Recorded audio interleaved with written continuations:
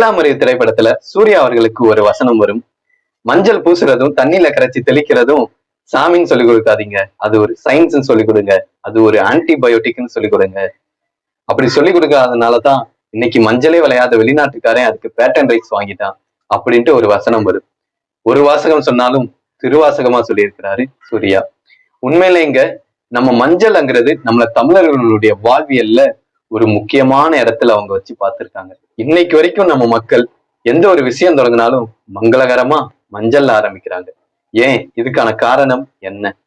இது மஞ்சள் பாகம் 2. புது துணி எடுத்தா அதுல மஞ்சள் வைக்கிறோம், மஞ்சள்ல உருண்டை செஞ்சு அதை பிள்ளையாரா கும்பிடுறோம், தாலி கட்டினா கூட மஞ்சள் கயிறுல தான் கட்டுறோம், கையில காப்பு கட்டினா கூட மஞ்சளை வச்சுதான் கட்டுறோம். இதுல நல்லா கவனிச்சு பாத்தீங்கன்னா ஒரு விஷயம் தெரியும். புது துணி வாங்குறது ஒரு தொடக்கம், தாலி கட்டுறதுங்கிறது ஒரு தொடக்கம், பிள்ளையார் அப்படிங்கிறதும் ஒரு தொடக்கம், கையில காப்பு கட்டுறது அப்படிங்கிறதும் திருவிழாக்களின் ஒரு தொடக்கம்.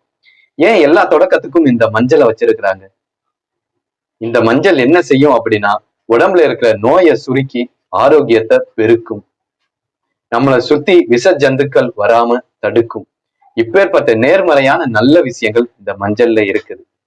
நம்ம எந்த விஷயத்த தொடங்கினாலும் அதை நேர்மறையோட தொடங்கணும் அப்படிங்கிறத உணர்த்துற விதமா தான் இந்த மஞ்சள் அப்படிங்கிறத நேர்மறைகளின் உருவமா நம்ம மக்கள் பார்த்திருக்கிறாங்க.